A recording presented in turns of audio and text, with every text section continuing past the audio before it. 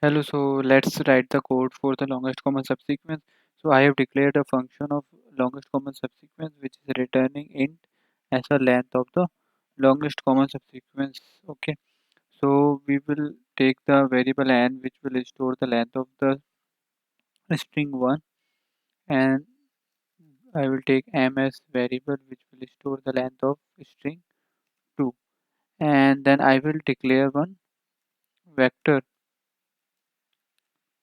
and it will be of size n plus 1 and m plus 1. So it will be m plus 1, and I will initialize my dp with 0. Okay, so yeah,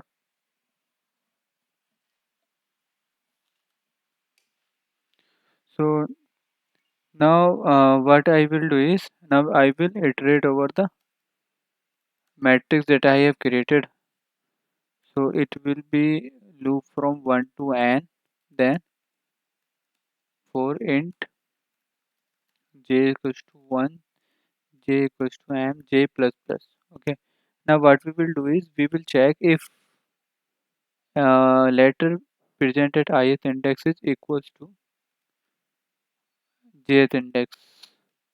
If it is true, then what we will do is we will simply store our answer at the matrix ith location as 1 plus whatever is the value at I minus 1 and j minus 1. And otherwise, what we will do is we will say that dp ij equals to maximum of dp I minus 1 j or dp I j minus 1. Okay, and at last what we will do is we will simply return dp and n, because our answer will be stored at the last index of the matrix. So I have taken the input as this. So let's try to run the code.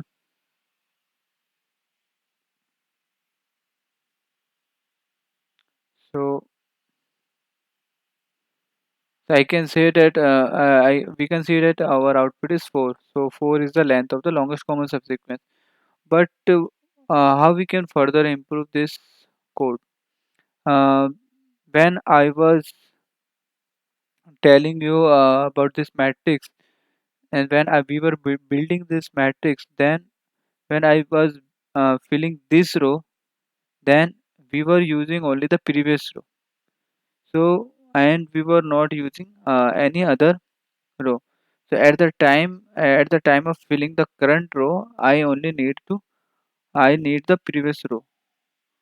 So instead of making the dp array of size n into m, I can what I can do is I can take only two array of size m, and I can reduce my space time complexity.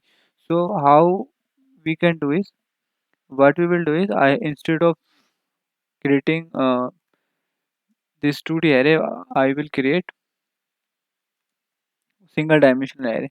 And what will be the previous array with which will be the previous row, and its size will be m plus 1, and we initialize with 0. Okay, and second vector will be our current array in which we are filling our value.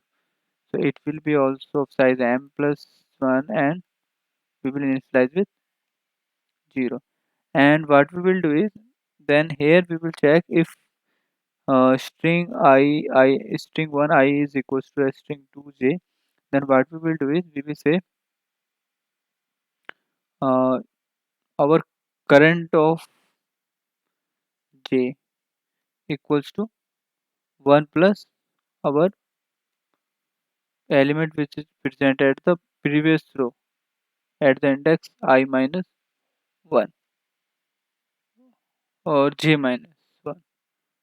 Okay, and in else part what we can do is we can say that current of j will be maximum of our current of uh, j minus 1 and our previous of j. Yes. So and at last we when we will fill one row, then we will make our current equals to previous, or previous will now become our current, and at last we will simply return the element which is present at our previous row, or m plus 1. So I hope this should work. So yeah, it is m because we have the number from 0 to m, because we have only m plus 1 element. So let's try to run this code.